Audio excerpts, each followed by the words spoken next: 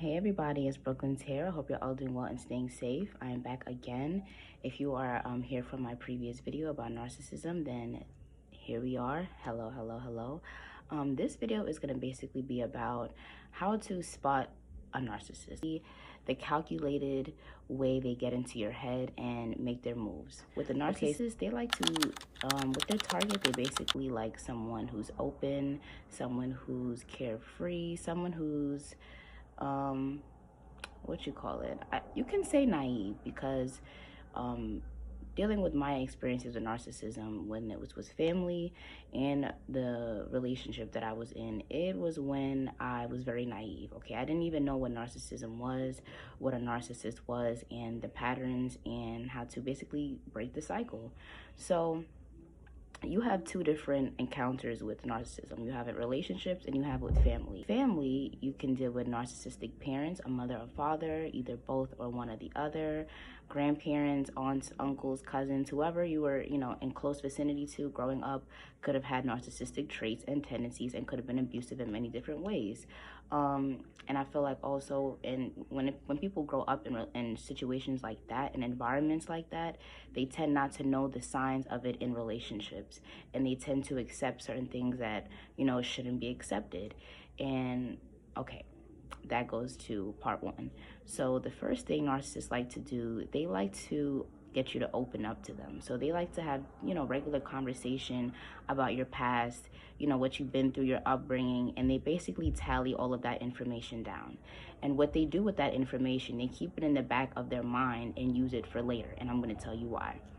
So once you get to open up to them and you believe that they're a genuine, kind person, a genuine ear to listen to, and make it seem as though they understand you, especially if they give relatable, jump offs to what you're saying, and they seem to have gone through the same thing, which also ties into trauma bond. And then I'll make that into a later video. But once you open up to them and you spew out your past, what you've been through, they keep note of that. And that goes into part 1A.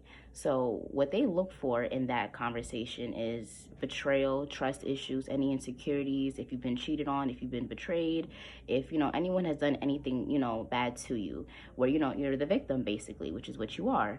And they'll make it as though though they shouldn't have done that to you, that was wrong, this, that, and the third, and that makes you feel like they're a safe place. Part 2.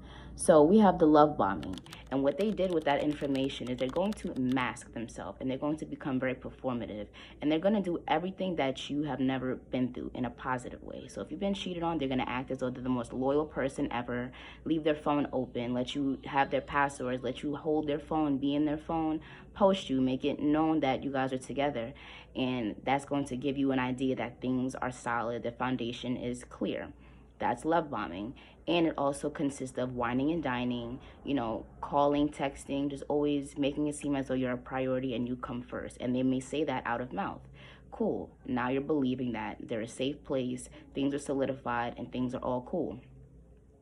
Now we move on to part 3, and that is gaslighting. So we have getting you to open up, okay, getting into your head. We have the what was part 2? We have love bombing, okay?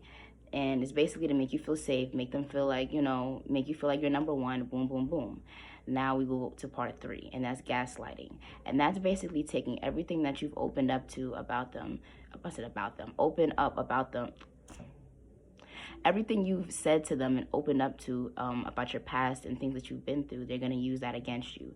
So with gaslighting, it's basically a cycle that never ends. It's always going to circle back to you. So it could be something as simple as you telling them that you feel like they're a bit sneaky, or they're doing a little bit of weird, shady things that they never used to do. And instead of respecting that or understanding what you're saying, they're going to take what you told them about your past relationship, about you being cheated on, and say that you're insecure, and say that you're just making things up and you're just thinking about your past. So that's gaslighting. And if we're speaking as if you're a man, this can be you opening up to a woman, saying that you could have a mother wound and you could have been abandoned by your mother. And then every time you bring up something that they do that bothers you, they run off, give you the silent treatment, ghost you, or basically call you sensitive. And it just makes you feel, very closed off, and makes you just feel as though they're not really, they don't really care. So basically, we have opening up, love bombing, gaslighting. So these are the three main things they like to do in the beginning of a relationship or throughout the relationship to make you feel as though you're going crazy. And that's like, I always try to find a different word for going crazy, but they really make your mental state spiral, okay? Because it makes it feel as though you're asking for too much, you're doing too much, or you're bothering them, or you're pushing them away. When in reality, they're just trying to make it as though you don't ask them for anything in terms of being better, growing, cleaning up their act, talking to you better, treating you better. They don't want to have any accountability. They don't want to be told what to do. Okay, and if this is a parent, this is a parent, you can never tell them how you feel or about how they treat you. They could have abandoned you. They don't, every time you tell them they do something wrong, they always make it as though, oh, I guess I'm a terrible parent. Oh, I'm not good enough. Oh, you don't care about all the things that I've done for you. And they could always bring up materialistic things. A lot of narcissism, narcissism, a lot of narcissists are very materialistic, okay? They feel like as if they provide or if they buy you things, everything material, okay, that can be taken away. They feel like as though if they give that to you, that's enough, okay? Everything is conditional. As long as they give to you, they're able to step on your toes, cross boundaries, and allow you to be disrespected. And I feel like a lot of top things you need to realize in terms of narcissistic connection is that they will never respect your boundaries, but they'll always have so many for them. They always have so many rules, regulations, things that bother them, but nothing that they do can ever seem to bother you or get under your skin. And I feel like that's a really big stress factor in a connection or a family dynamic, because you always feel as though you have to hold your tongue, close your mouth, and just hold everything in, and that causes a lot of stress and a lot of health effects. And I've been seeing that a lot recently on social media. A lot of people, their body is giving out due to stress because they're doing everything and not being heard, not being listened to, not listening to their bodies, not listening to people telling them to let go of things that don't serve them, and are just overextending and overgiving to the wrong thing.